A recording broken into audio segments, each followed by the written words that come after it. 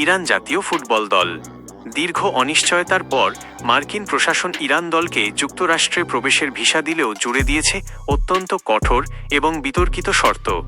মেক্সিকোতে নিযুক্ত ইরানের রাষ্ট্রদূত আবুল ফজল পাশান্দিদেহ এবং বিভিন্ন আন্তর্জাতিক গণমাধ্যমের তথ্য অনুযায়ী ইরানের ফুটবলারদের মাত্র একদিনের same day entry and exit visa দেওয়া হয়েছে।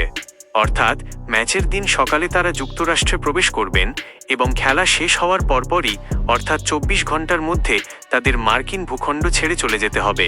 ভিসা জটিলতার কারণে তারা তাদের বেস ক্যাম্প সরিয়ে মেক্সিকোর সীমান্ত শহর তিজুয়ানা শহরটি মার্কিন সীমান্ত সান ডিয়েগো থেকে একদম কাছে হওয়ায় ইরান দল মেক্সিকোতে অবস্থান করবে এবং ম্যাচের দিন বর্ডার পার হয়ে যুক্তরাষ্ট্রে গিয়ে ম্যাচ খেলে আবার মেক্সিকোতে ফিরে আসবে।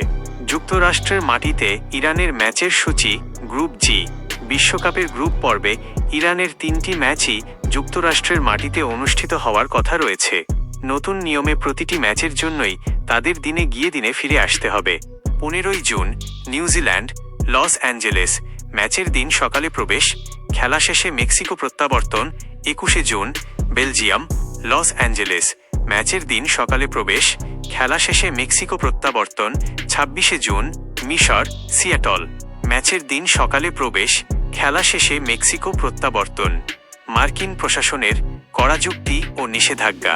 যুক্তরাষ্ট্রের স্টেট ডিপার্টমেন্টের একজন কর্মকর্তা জানিয়েছেন যে খেলোয়াড় এবং প্রয়োজনীয় ম্যাচ অফিসিয়ালদের খেলার জন্য ভিসা দেওয়া হয়েছে, তবে নিরাপত্তার স্বার্থে এই কঠোর তদারকি করা হচ্ছে যেন এই ব্যবস্থার অপব্যবহার করে অন্য কোনো উদ্দেশ্যে কেউ যুক্তরাষ্ট্রে প্রবেশ করতে না পারে।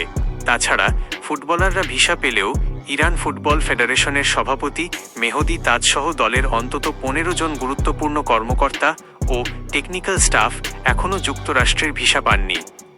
দলের ওপরের প্রভাব। বিশ্বকাপের মতো একটি বড় মঞ্চে ম্যাচের আগের দিন ভেন্যুতে অনুশীলন করা এবং মানসিকভাবে প্রস্তুত হওয়া অত্যন্ত জরুরি।